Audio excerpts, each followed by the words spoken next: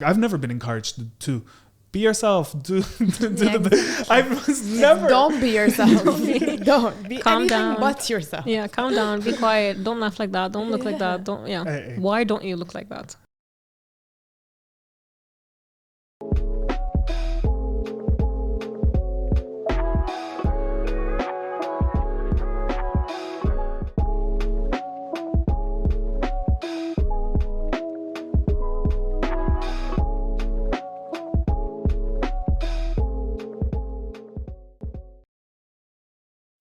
Hi fam, welcome to another episode of بدون سكر, where talks are unfiltered and not sugar-coated. This is my second year in, and I'm so happy to have a couple of friends with me.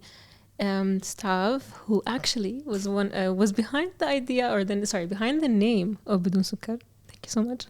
And Asil, who called me up one day, as you know, I was in IKEA, and IKEA is one of the most favorite pastime of all married couples. And I got a random call from Stav. And he was saying, hey, can we have an episode? Why are we not on your podcast? I'm like, oh, okay.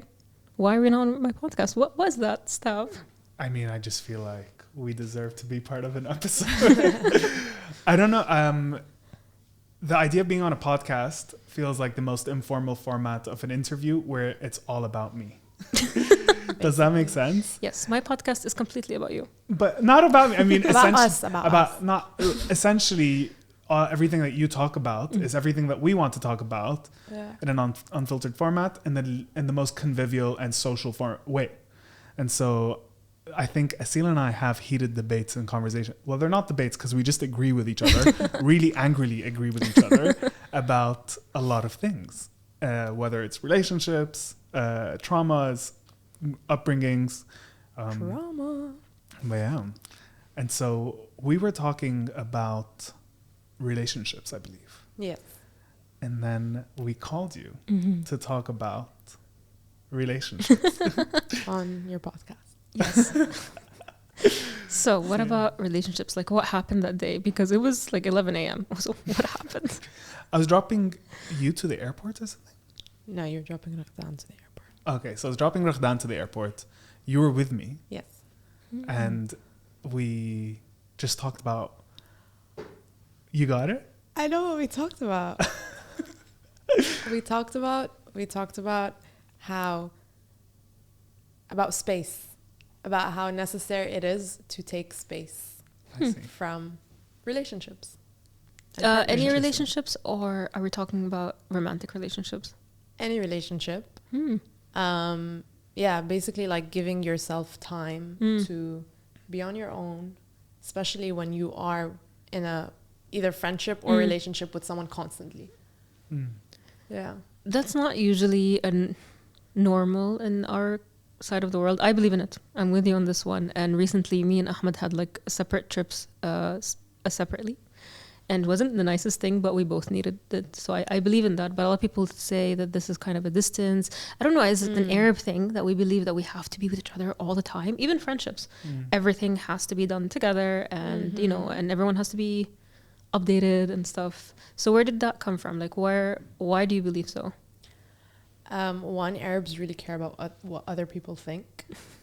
And that's basically how we're brought up, like شو حيحكوا الناس, basically.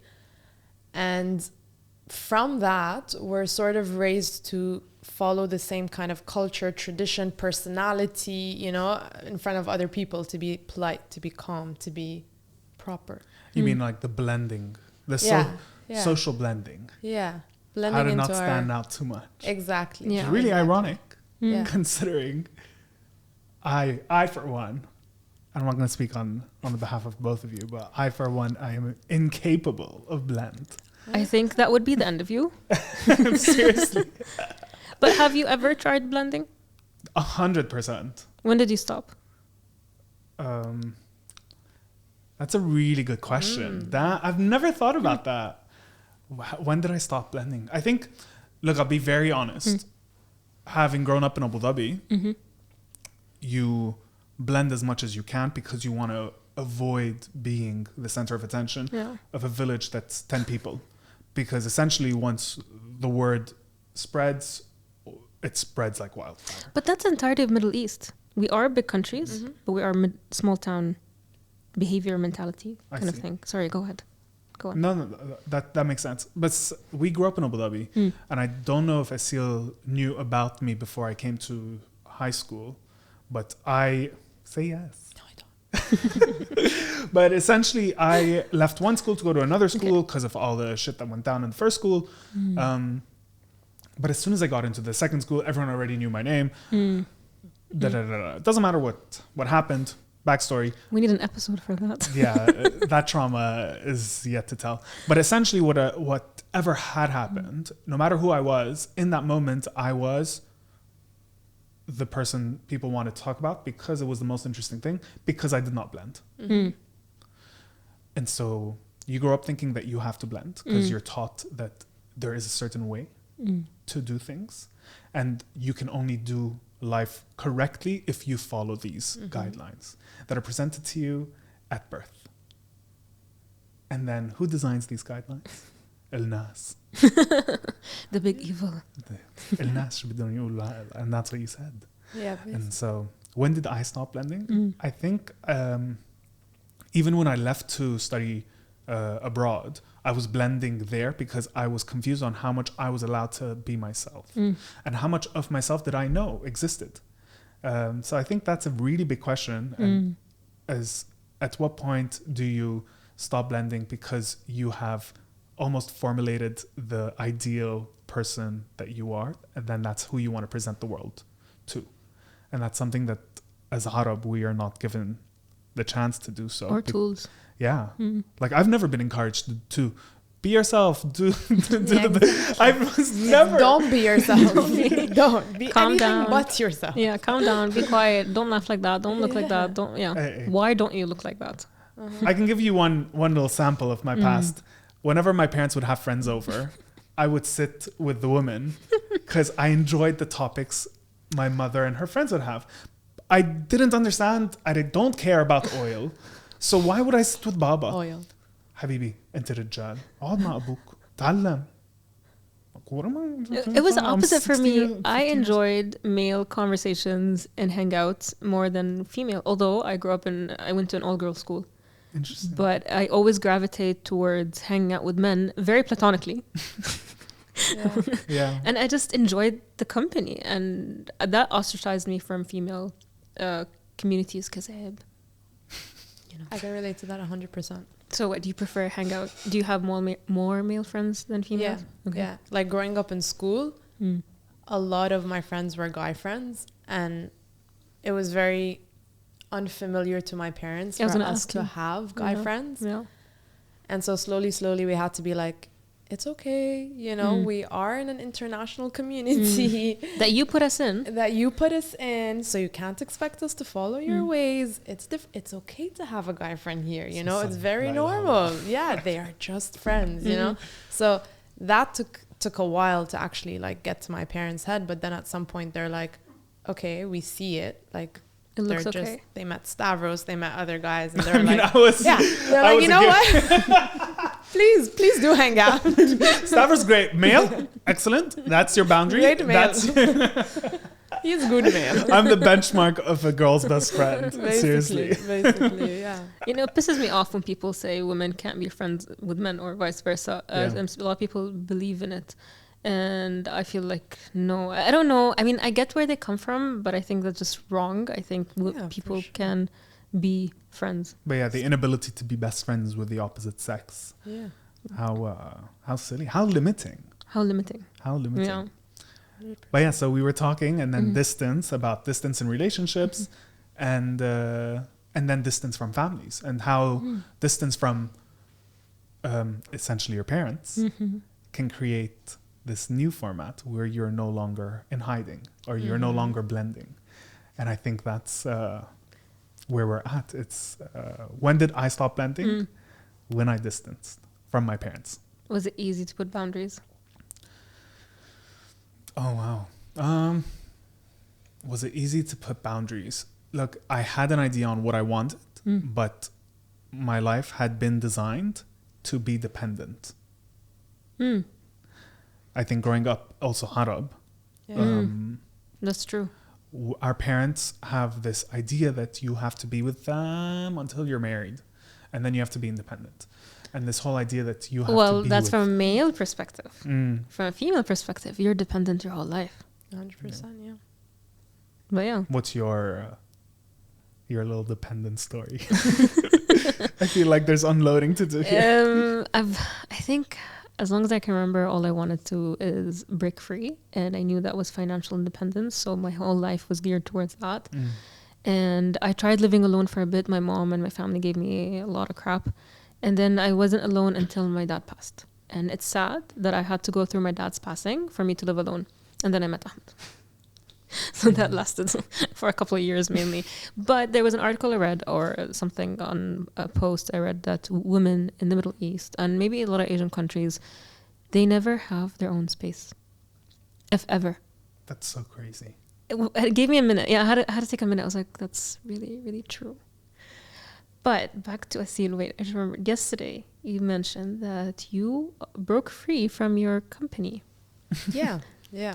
Okay, just going back to the whole, I think your point about financial dependency, I think as an Arab, let's say speaking on my behalf, as an Arab woman, when do you start being more of an individual, or when do you start to blend less, is when you're financially independent. In my perspective, like that. Agreed. When I stopped relying on my dad for money, or when I stopped relying on my mom for comfort or a home, is when I was like, okay, now I need to figure out, what does my space look like, right? Because I'm now furnishing my own space. What does my career look like? Because I'm financially independent enough to change my career now, you know? So for me, it was when I was financially independent that I started questioning my lifestyle, questioning who I am, questioning what I like to do, right? So it questioning was like, how you want to present yourself. Yeah. What are the type of people you want to attract? Exactly. Yeah. And yeah, that kind of independency is where you're like, okay, there's a lot of unlearning that I need to do from my family, because it's not who I am in my own space, right? So yeah, I think for me, it was when I was financially independent. And I think for the longest time, as a kid growing up, you're told like, well, for me, I was a very weird kid, like really, really, really weird. Like I was emo from when I popped out of my mom's pop. Shout out to all the emo kids. You didn't go through it on your own. Asil was all the way. All the way. Like, and it was, I think back when emo was a thing, was starting to become a thing. Like, yeah. And I had all of it. Like I had sadness for days. I was a kid that would go to the corner and like cry for hours for no reason. I don't know. It was really weird, and I was very emotional. It was weird to be like that as a kid, you know, and especially all my siblings are okay and happy and chilling. Cheery. Yeah. And so to stop me from being that, I was forced to be in like social situations and talk. And why are you sitting not talking, you know? And like, get up and dance. Get up and dance in every wedding. You know? Yeah. So it's a lot of being told what to do. And I think growing up, I always thought like there's something wrong. There's something wrong, right? Like I don't fit into what my parents want me to be and all that stuff. And then you become financially independent and you start meeting people who are like, there's nothing wrong with you. You're actually great. You know? Thank you so much. Yeah. And when you start getting different kinds of validations from different people that are unlike your family, you're like, oh, I am a person, you know, I am okay. I am, you know, my non-purpose crying phases had value. Yes. They taught me how to be happy as an adult. Happy about crying. Yes. So now she cries with intention. It's okay to be sad. It is okay to be sad, but yes, I'm glad you found that. Yeah, exactly. So yeah, and now I left my job, and it's at the age of 26 that I'm like, okay, I'm ready to even stop validating myself from work, because that started taking up a lot of my energy. It's like getting validation from work, and that's why I was such a hard worker and all that. And now I'm like, okay, how do I seek validation without having to do anything? Do you think we are brought up because I relate to you. Do you think we were brought up in a way where we rely heavily on external validation? 100%. Is there do you think there's a specific type of external validation? Yes. That? I mean, 100%. Yeah. I think external validation builds Arabic families. Yeah.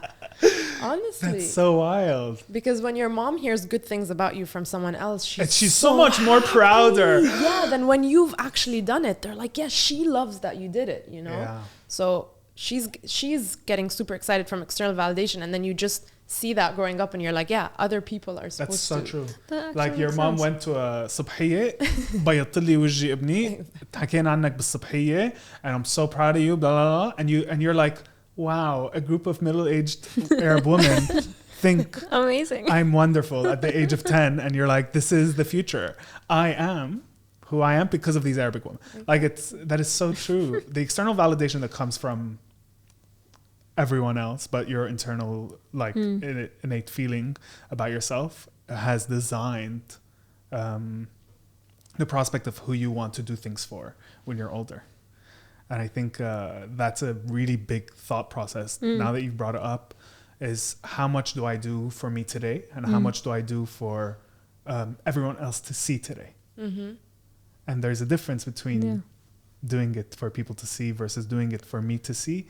And then can I say something? So today I am doing this so I moved to a new job, and obviously it's the first month and whatnot, and I'm doing a very important presentation. And I realized most of the time I was doing these slides is that, oh, they're going to think this is great, or they're going to think that. And I was like, Razan, you need to stop thinking about what it's going to make you look like versus you need to make it work, because I'm presenting to C-level and stuff, so I have to make sure that they understand the fluff, because it's very fluffy, and C-levels are usually show me numbers, show me this.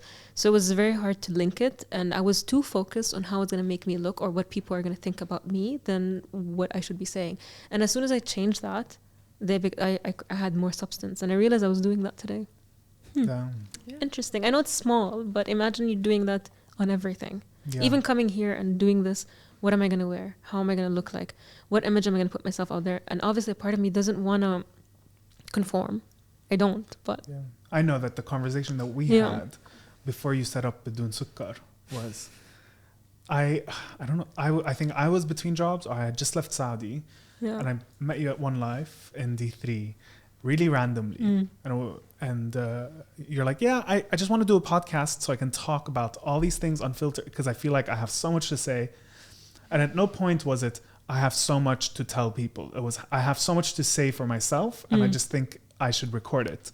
And at no point did you ever say, I want to do بدون سكر to tell people about what's going on in my life. I think that was a big unlearning for me. Yeah. To be able to reach a place. And I had to go through to my therapist and my family, tell them, am I ready to do this? Can I handle it? Because I know that it's going to be unfiltered and all of these things.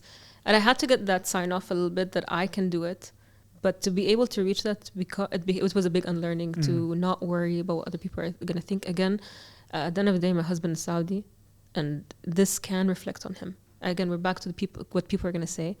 Some family members of his did say some stuff about our episode, good and positive and negative. Let's about say. A single episode or بدون سكر? Generally, and what am I doing? Why am I doing it? How do I come off?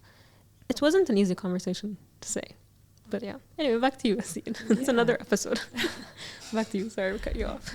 No, I don't know where I was actually. But tell us about your unlearning journey. Yeah, okay. Yeah, that. It's so crazy because I was actually... Okay, so I was working in a logistics company because I studied engineering, and then I figured out I actually don't like engineering, and I joined an entrepreneurship program. Why did you get into engineering? Because I come from a family of engineers, and at the age of 16, 17, you don't know anything. I literally didn't know anything else. I was like, obviously I'm going to be an engineer. What else could I possibly be, you know? So you left and you wanted to be on... So then I went to an entrepreneurship program. I joined an entrepreneurship program. And we had to do, like, just, it's crazy that now you're talking about unlearning. We had to do a presentation about anything. Literally anything, and like just to practice our presentation skills. So a lot of people did all kinds of different presentations, and my presentation was actually learn to unlearn. Oh, wow. Good job. And it was you picked that topic for yourself. Yeah, So it was about anything randomly. you picked. Learn to unlearn. Randomly. Wow. It was called Learn to Unlearn. And I was presenting it to people, and it was all about like, how do you unlearn from your parents? How do you unlearn from your... And I'm just thinking like, I was quite wise back then. I didn't even know. And I don't think anyone appreciated my talk. They're all like, what the hell what is she saying? Like, what is this? You know? But now thinking about it, with you saying unlearn, that just popped into my head. And I'm like, okay, maybe...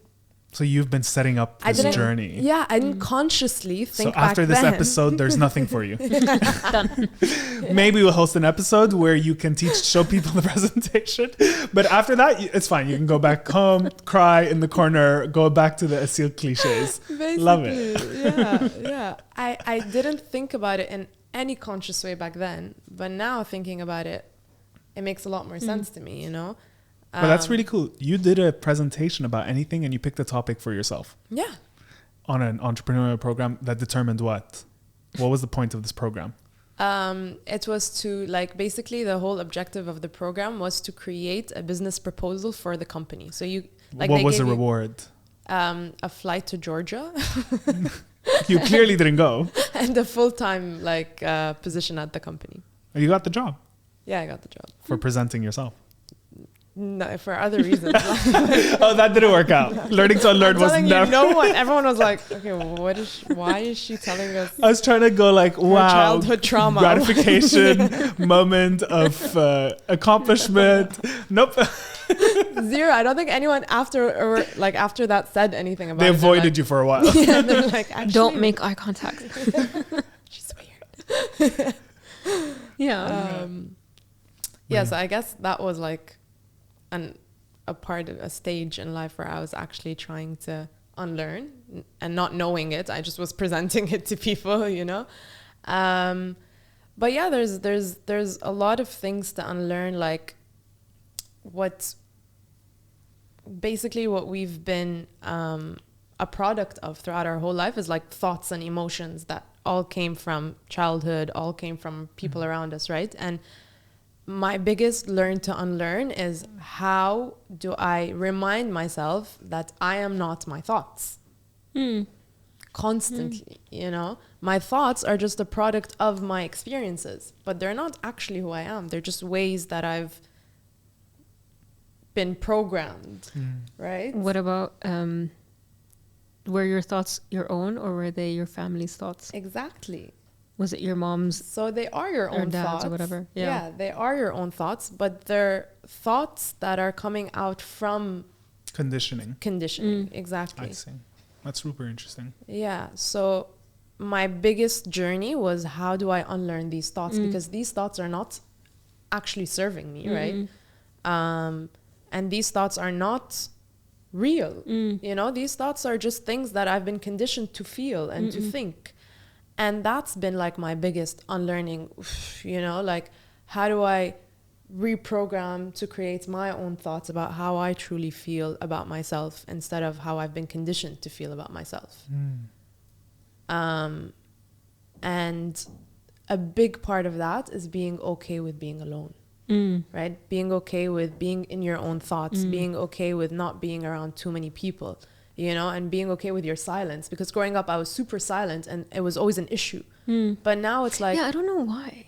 Yeah, you need to be talkative and social and That's really interesting. That's a good point. Yeah. It's the same as what we were talking about it's not normal, or I don't like that word. It's not common for people to go watch a movie on their own, travel alone, in our culture, have a dinner for one, you know, ask for a table for one. I had to teach that to myself when I traveled. I forced myself to travel alone at one point and to get comfortable with asking for a table for one. But even Ahmed tells me, like, I can never do this. I can never travel alone. I'm like, you should. Everyone should be uncomfortable with themselves for a bit. 100%. Yeah. But it's not encouraged in our culture. It's not. No, it's not at all. And the opposite is encouraged, right? Like being around people and you feel bad if someone is alone. Yeah, and always talking. Yeah. And like, what did she say? What did he say? Like, you know, like it's always getting you to talk about people, which somehow distracts you from just being on your own, right? Like, that's super interesting. I've did a 3 months or 6 months or something.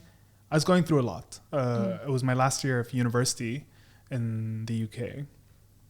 And I now know I had severe depression and anxiety. Sorry. I now know. I'm glad. And obviously the one thing I knew, take in mind I've never been to therapy, didn't know what it was, blah, blah.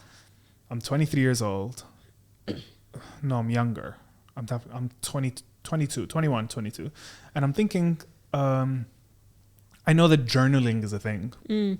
I don't know where or why. I know journaling is a thing. So at the age of 21, here I am, I pull out a journal. Basically, I stopped going to architecture school and I'm like, this book will be used for journaling. Let go of all architectural design. And I start going to places on my own to journal. And I didn't know how to be alone. So what I would do is I would go to restaurants to write reviews in my journal. And I designed like a rating system only so I could be on my own and not feel as though I was odd or odd for being alone. So I would go and journal, and all of a sudden these, like, my friends would find out and they're like, I want to come journal. And I would make a booking at nice restaurants or whatever restaurant just to try it out. And I have my review system and they bring their journals and do the same thing. And we wouldn't talk to each other. We would just journal in front of each other.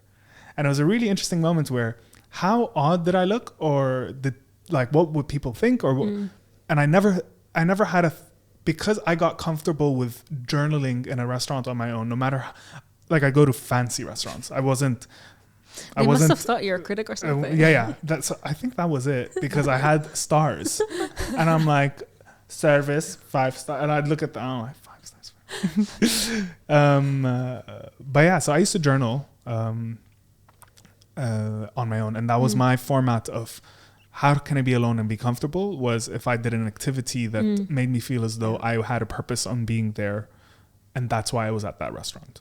So I'd make a booking. Obviously, I want to try the food. If I didn't have anyone to go to, I'd go to go with. I would journal, and that was my activity of solitude. But I wasn't alone because I was writing a review about a restaurant.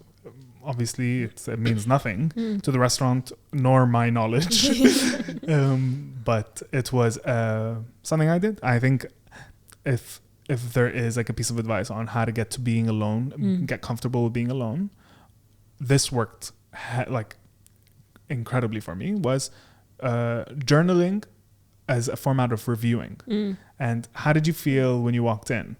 You sat down, and it's like writing a day diary. That's like my job. I evaluate these things. Okay.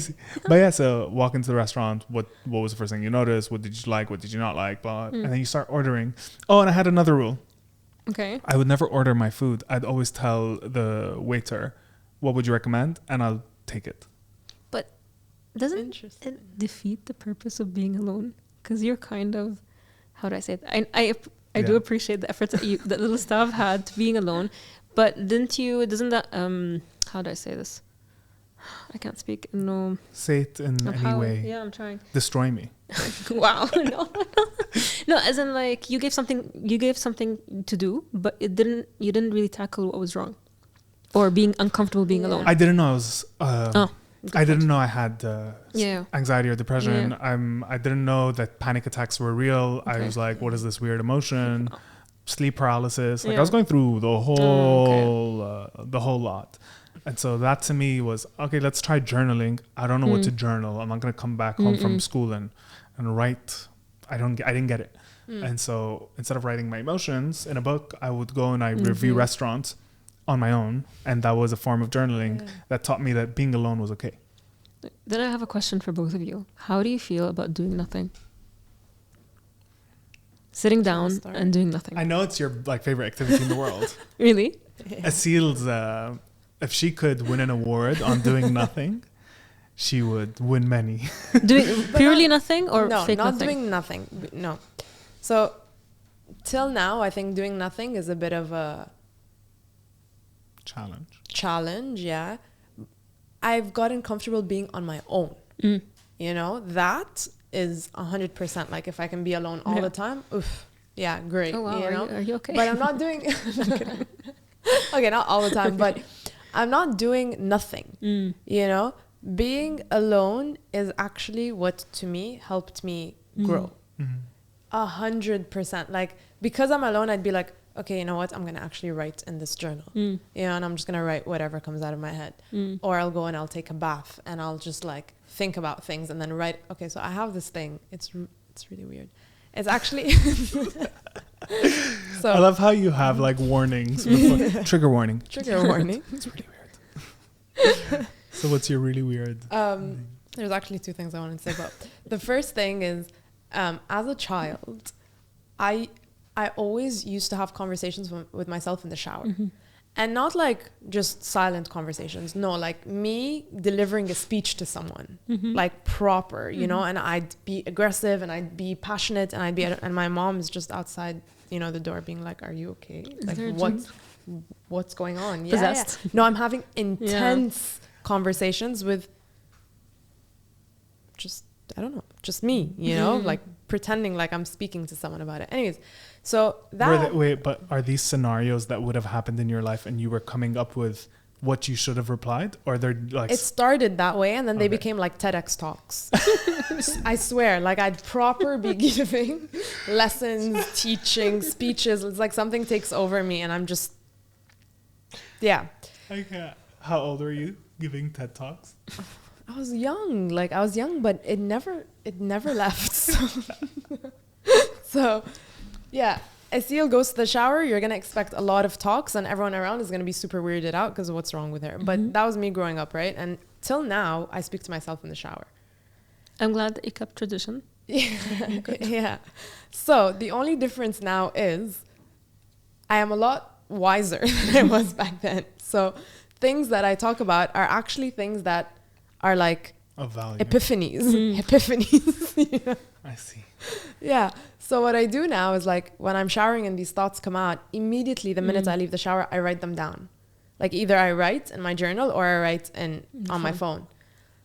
And so writing for me and being alone in my thoughts and like writing and reading what I wrote previously every time I write has been insane for me. Like it's how I understood my emotions. It's how I understood my thoughts. It's how I understood my patterns. And then reading what I wrote, like, let's say a month ago versus now, I'm like, whoa, huge change, you know, like it's just, it gives you a sense of progress, you know, but only for you, only for your own benefit, only for your own validation. Yeah. No NAS validation. Exactly. Nice. Yeah. No human validation. It's you and your journal and you and your journey, you know? And to me, that's where I started being more like individualistic in my ways as an Arab, you know, where I stopped really caring about putting myself in situations where I had to be social or I had to be I don't know what, and being okay with my love of solitude, you know, because that's where all my growth came from. Like being alone is where a lot of my growth came from. And now what I'm actually trying to train myself, which is insane, and it's something that I thought about a few days ago, is in the shower how to get the same sort of love for solitude that I currently have in social situations. What does that mean? How do I get the same benefit? How do I get the same peace feeling? How do I get the same how can you appreciate your solitude in social that I get when I'm alone? How do I get that in social situations? Because I've always had some sort of anxiety in social situations, you know? But what do people say? Like people who see me, especially people who see me at work, think I'm super confident. Super confident. Interesting. But for the longest time, I never felt confident in social situations, you know? So now for me, what I'm trying to work on is how do I bring that joy of being alone in social situations, you know? And what I've realized is I don't ask people so many questions. Like I'm not curious, you know, I just want to go back and be with myself, you know? Yeah. It's anxiety. So that was the habit you had of what is this person going to think of me or what am I going to, I don't know what it is, but it's anxiety. What is the benefit of this connection? Yeah. So how curious, by the way, this is something that I also go through is how curious can I be about the person I'm about to meet? And that's my social practice. I have social anxieties, but I build narratives of curiosity. What are my curiosities about the individual about to meet or the group I'm about to meet? So whenever I'm put in a space or a moment where I have to socialize, is how can I be curious about every individual around me the same way I want them to be curious about me. So I know I'm a fantastically interesting creature, but I want to make everyone around me just as fantastically interesting. And it's my responsibility to be curious enough about them so they feel as though they are fantastically interesting. But the thing is, everyone is fantastically interesting. Creatures. Not to me. Everyone is. In their own way. But I way. think maybe this is my boundaries, let's say. There are people I have zero interest in getting to know.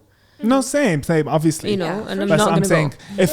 If I'm like, okay, Razan, you have to come with me and we're going to go hang out with my friends, and you say yes, do you think the people I'm going to introduce you to are like odd or not odd? Odd in a good way. Odd is great. Odd in a good way. But do you think there wouldn't be enough curiosity? No, but that's because, again, that's back to vibes, you know, so align in vibes. I met a lot of people through you and they've been great. So there's also that trust and knowing each other, and give or take, we run in similar circles, or at least similarly minded people, like-minded Individuals. Yeah. Sorry. So I don't have to worry about that. But I also have social anxiety, and when I tell people that I do, they're very surprised. It took a lot for me to push it down. Now it's gotten better, but there's a lot of that. And I feel I do a lot of masking until I'm comfortable, not comfortable around people, comfortable with myself. But I have to soothe myself a lot. As in, for a while, I also have anxiety. For a while, like, okay, what's the worst that could happen? You know, you have to like them too. I was very reliant on people liking me, anyone and everyone, and that drove me mad. Until I started liking myself, loving myself, seeking internal validation, because that was the hardest thing to do. And when 1,000,000%, and I feel like, back to individualism, do you think an Arab can ever be happy being individualistic? Asil, are you happy? I'm so happy. Yes, answer is yes. There's hope. There's hope. Yeah, no. So there's definitely hope, but I really feel like this has never been taught to us, right? Like us, as how we grew up, this was never taught to us. Like how to be okay with yourself, how to be, it's okay to have anxiety. Anxiety was non-existent. Like anytime, I swear to God, anytime I would tell my mom, I'm feeling sad or I'm feeling anxious, she'd be like, why? You have everything you want. Yeah. There was no understanding of what's why wrong. would you ever feel sad? You know, like, they what's took it wrong? personally. Like, as don't well. be sad. They took it personally. They took it personally, you know, like there was no room for any other emotion but okayness. And when you're okay, you're content numb. Right? You have to have these and you have to be okay with these. And we were never taught about that, you know? So I think once, hopefully, this generation has this awareness of how to be okay, how to understand anxiety, how to understand depression, how to be there for each other more, how to teach our children, how to teach the people. Like, once there's that type of education, then you know, but there isn't. There isn't. I think in the it Arab goes world, to, sorry to interrupt you, but something that I notice in our social behaviors is Arab love to comment on every goddamn thing. Like, someone walks by, يشو لابسة, يشو no. Habibi, just mind your own business. And I think that's part of that. Are you happy to do you? Is every other Tom, Dick and Harry is going to have a comment or تعليق على يلي بتلبسي وعلى what you do and what. Even if they don't know you, take a mind. Even if they're complete and utter strangers, you're walking in the mall. طلع شو لابسه شواخ عامله بتشان. Why are you spending so much time caring about the people around you that don't that have nothing to do with you? It's complete strangers. And so I think that energy being eliminated, hopefully, because of our generational shift. It's going to take a while. I mean, 1,000,000% it'll take a while. But this shift that is required is, how do we stop giving a fuck about other people's business? And once we stop doing that, then we can start giving a fuck about who we want to be. Exactly. Wise words. Yeah. Fuck. Yes, how did you know? So, Asil, in your journey, how's your family's involvement right now? How is it? How is it right now? Uninvolved. I think I've just grown to be sort of what I'm happy with. And seeing that in me now as an adult, they're less involved because they're like, okay, she is confident in who she is and she is doing her own thing, and you know, there's no more room for us to interfere. Like, so yeah, involvement, not so much with parents anymore. But I have really understood and have become aware of how each and every member of my family has influenced me. You know, and how they still influence me. Negatively or positively? Negatively or positively, a mix of both. But I know what traumas we've shared and what we've given each other, and what, you know, like their involvement and their interference with who I am. And now, because you know this interference, you're more able to like navigate around it, right? Like, I don't need to be this person around this person anymore. I don't need to give this to this, you know, like you can navigate around it a lot more easily, and protect yourself a little bit from the interferences. Yeah. And you? My relationship with my family? That's a big question. No, involvement, because I think the three of us, they're not involved in any way. I had to unlearn the dependency that my family had created from my upbringing, whether it's my phone bill to my rent to what school I went to and what I studied, what I asking their permission to apply for a certain whatever. All of these things were designed for you to always question. There's something that we're taught, obviously, is they know more than us and they will know better than us. And so if I want to apply to design school, only Baba can tell me if it's a good school or not. How is he going to know what Shandi Bandi school in Kwanchosa, Shandi Bandi in Kuala Lumpur is going to, like, how will he know? He's never been to Malaysia. He's like, you know, whatever the school is, how will he know? And for some reason they've designed this innate, like, you have to trust them with every decision that you make. You have to consult them. But no, they don't know. They don't have the answers. And so today I can say very proudly that I have removed all forms of dependency in regards to where I apply, how do I negotiate my salary, how do I, all of these things that I should know on my own, how I furnish my house. This was the biggest fight that we had. My parents come to see the apartment that I had found for myself. The new one? Yeah. Beautiful one. Thank you. It's beautiful today, but to them, ooh,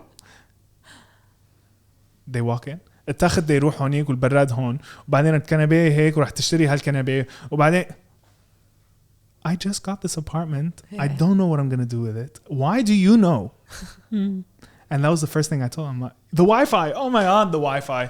I got the wrong Wi-Fi. My dad got angry. How do you not know this is the wrong Wi-Fi? It's a live and learn and figure it out as you go. And do you think we have room for mistakes, or our culture allows for mistakes?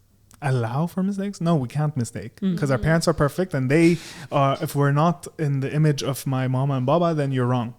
That's the issue. But should we have room for mistakes? We are mistakes. Of course. We're mistakes that are learning, and that's the truth and the reality of every human being is you are a mistake, and your whole path is how to shape and shift this mistake into become you. You're not born perfect. There's no such thing as perfect. There's no such thing. The whole idea is that you are shaping as you go.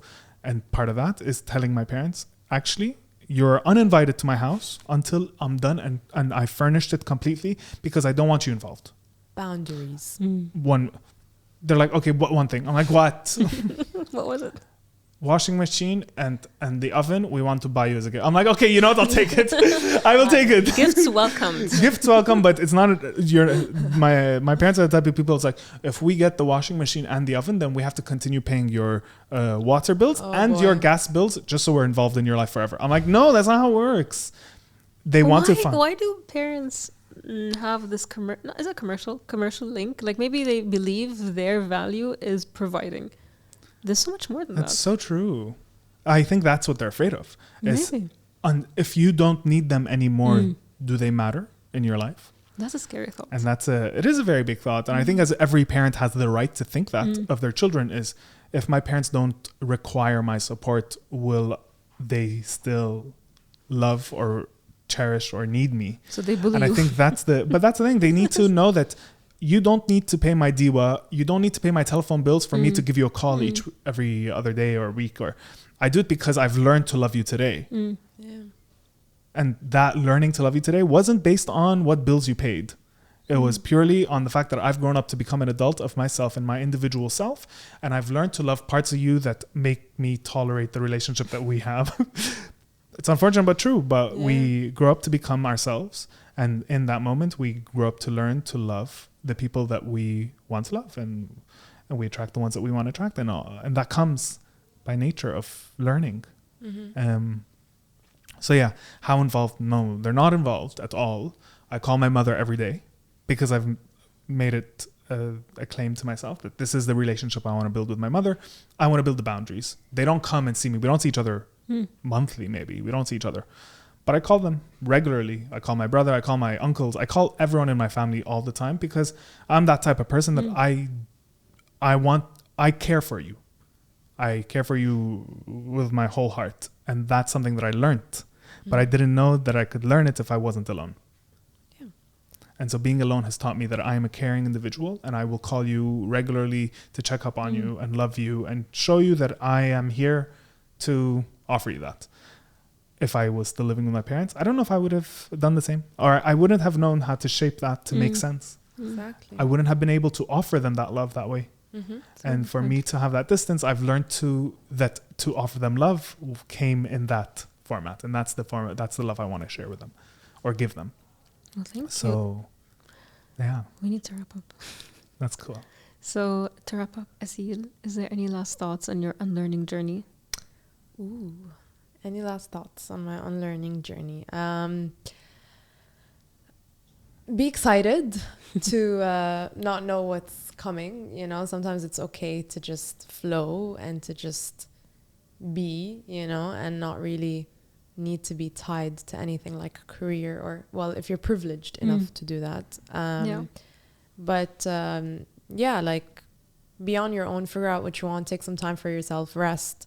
You don't need to always know what's coming up, you know? And I left my job and I thought that I would be super anxious the whole time, like what's coming up next. And for the first time ever, and I'm saying this ever, I am okay with not doing and not knowing, you know? And I feel so good, like better than I've ever felt before, because I just feel like there's just a load off and I don't need to be validating or doing or, Well, good luck. I can't wait you to took hear a decision for yourself. Yeah. And that's the greatest validation. Yeah. Well, I think we all had a massive journey to unlearn and be here. And I thank you guys for being here. Thank you for having us. And good luck. I can't wait to hear about your next step. Journey. Thank you so much. Thank you everyone for tuning in, and catch you next time.